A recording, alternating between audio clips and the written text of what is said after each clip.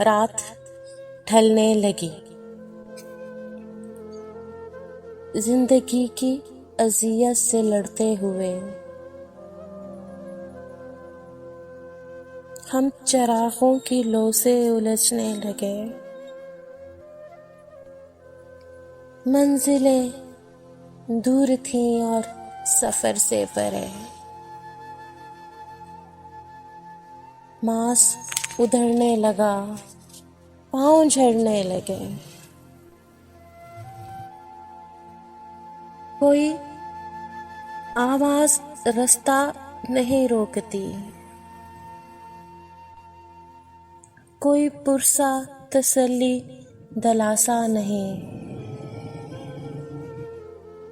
और उम्मीद का आसरा भी नहीं। सुबह ज़ोर का कुछ निशान भी नहीं। ऐसा लगता है अब रात ढलने लगी। आखिरश ढल गई।